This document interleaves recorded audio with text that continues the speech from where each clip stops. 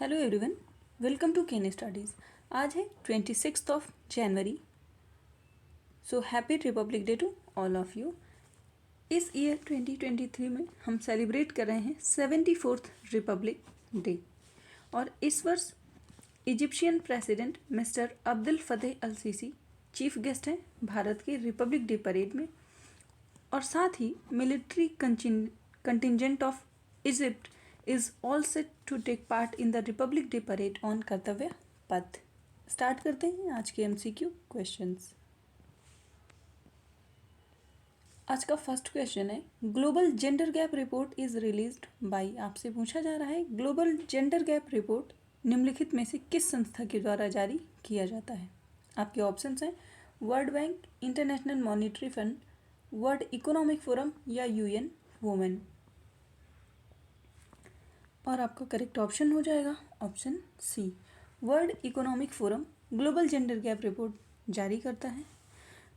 World economic forum ने इस वर्ष 2022 में इंडिया को रैंक किया है 135 out of 146 countries in global gender gap index. The gender gap is the difference between the women and men as reflected in social, political, intellectual, cultural और economic attainments और attitudes. बढ़ते हैं next question की ओर। Which of the following statement regarding national institutional ranking framework is are incorrect. आपसे पूछा जा रहा है कि NIRF की जो रैंकिंग होती है उससे संबंधित कौन सा कथन गलत है। आपका फर्स्ट स्टेटमेंट है, It was launched by Niti Aayog in 2015 to rank institutions across the country. Second, the NIRF ranking is based on the three parameters: teaching, learning and resources, research and professional practice, and graduation outcomes. Third, in NIRF 2022 rankings, IISc Bengaluru was judged as the best university. आपसे incorrect statement पूछा गया है और आपका option हो जाएगा ए। आपका केवल थर्ड स्टेटमेंट सही है। फर्स्ट स्टेटमेंट रॉन्ग है क्योंकि NIRF was launched by the ministry of human resource and development in 2015, जिसको हम आज मिनिस्ट्री ऑफ एजुकेशन कहते हैं।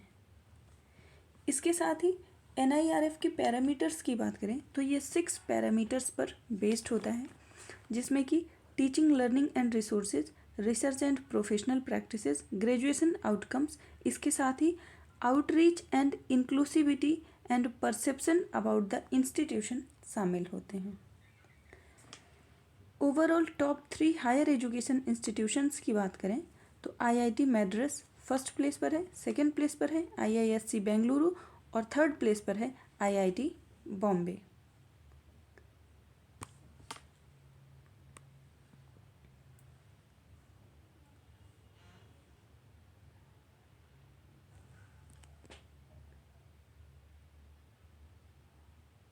बढ़ते हैं नेक्स्ट क्वेश्चन की ओर। Which of the following statement with respect to India Egypt relations is are correct. आपसे पूछा जा रहा है कि भारत और मिस्र के संबंध के से रिलेटेड कौन से कथन सही हैं। आपका फर्स्ट स्टेटमेंट है, India and Egypt are the founder member of NAM, जिसको हम कहते हैं non aligned movement. Second, Egyptian president is the chief guest of India's republic day parade 2023। Third, the joint announcement of establishment of diplomatic relations at the ambassadorial level was made on August 18, 1947। आपसे correct statement पूछा गया है और आपका correct option हो जाएगा option A. आपकी तीनों ही स्टेटमेंट सही हैं। इस बार इजिप्ट के president Abdel Fattah al Sisi Bharat के चीफ गेस्ट हैं रिपब्लिक डे सेलिब्रेशन में। और this is the first time that an Egyptian president has been invited as a chief guest for the event। इसके साथ ही इंडिया के first prime minister Jawaharlal Nehru and Egypt's President Gamal Abdel Nasser signed the Friendship Treaty between the two countries, and they were key to forming the NAM along with the Yugoslavia's President Joseph Broz. बढ़ते हैं next question की ओर। Union MSME minister Narayan Rane inaugurated national SC/ST hub conclave in which city. आपसे पूछा जा रहा है केंद्रीय लघु सूक्ष्म और मध्यम उद्योग मंत्री नारायण राणे ने किस शहर में राष्ट्रीय SC/ST हब कॉन्क्लेव का उद्घाटन किया है। आपके ऑप्शंस हैं मुंबई, न्यू दिल्ली, कोलकाता या चेन्नई। और आपका करेक्ट ऑप्शन हो जाएगा ऑप्शन ए। इस कॉन्क्लेव को इनॉग्रेट किया गया है मुंबई में। It was organized by the Union Ministry of MSME to spread awareness of the National SC/ST Hub and other schemes of MSME Ministry.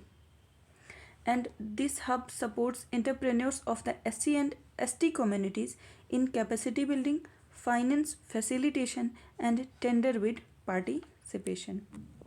बढ़ते हैं नेक्स्ट क्वेश्चन की ओर।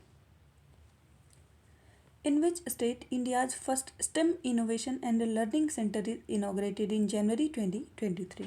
आपसे पूछा जा रहा है कि जनवरी 2023 में भारत के पहले STEM innovation and learning centre का उद्घाटन किस राज्य में किया गया। आपके ऑप्शंस हैं कर्नाटका, गुजरात, वेस्ट बंगाल या तमिलनाडु। और आपका करेक्ट ऑप्शन हो जाएगा ऑप्शन डी। ये उद्घाटन किया गया है तमिलनाडु में।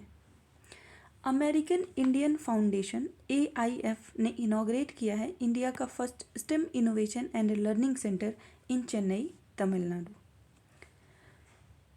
और ये इनॉग्रेट किया गया है under the scheme of Vanavil Mandram. The centre will introduce students to a transdisciplinary learning approach through robotics, artificial intelligence, space technology and the STEM incubation work station. बढ़ते हैं नेक्स्ट क्वेश्चन की ओर। Who is the author of the book titled India's knowledge supremacy the new dawn. आपसे पूछा गया है कि India's knowledge supremacy the new dawn नामक पुस्तक के लेखक कौन हैं। आपके ऑप्शंस हैं अरविंद मंडलोई, डॉक्टर श्रीराम चौलिया, डॉक्टर अश्विन फर्नांडिस या तमल बंदोपाध्याय। और इसमें आपका करेक्ट ऑप्शन हो जाएगा option C, doctor Ashwin Fernandes ने इस किताब को लिखा है और इसको लॉन्च किया है union minister of education Dharmendra Pradhan ने। और ये बुक फोकस्ड है on India's knowledge supremacy journey showcasing changing trends in newly emerging India. And it is written by doctor Ashwini Fernandes who heads QS ranking in Middle East, Africa and South Asia. बढ़ते हैं next question की ओर।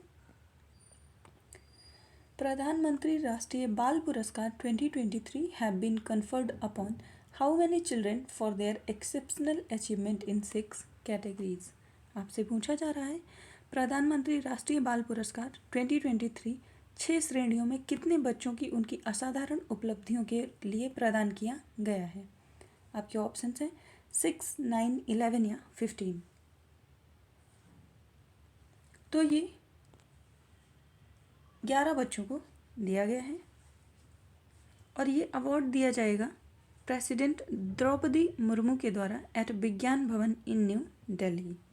और ये 6 categories जिनमें ये दिया जाता है वो है art, culture, bravery, innovation, social service and sports.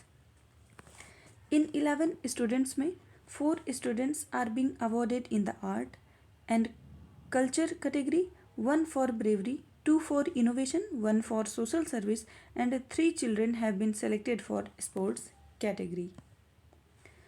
And the award was conferred upon children in the age group of 15 to 18 years. और इस अवार्ड में अवार्डी को एक medal, cash prize of 1 lakh rupees and a certificate is given to the students from president. बढ़ते हैं next question की ओर। What is the theme of international day of education 2023। आपसे पूछा जा रहा है इंटरनेशनल डे ऑफ एजुकेशन, जिसे अंतर्राष्ट्रीय शिक्षा दिवस कहते हैं, उसका थीम क्या है इस वर्ष 2023 का। आपके ऑप्शंस हैं recover and revitalise education for the कोविड-19 generation, second changing course transforming education, third to invest in people prioritize education, learning for people planet prosperity and peace. और इसमें आपका करेक्ट ऑप्शन हो जाएगा ऑप्शन सी। इस वर्ष की थीम है to invest in people prioritize education. इसके साथ ही बात करें तो हम international day of education celebrate करते हैं every year on 24 January.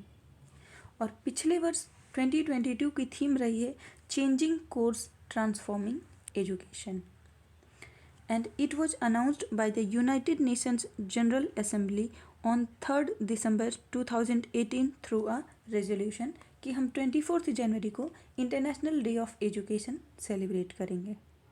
And this resolution was co-authored by Nigeria and the other 58 member nations। आज के लिए इतना ही, धन्यवाद।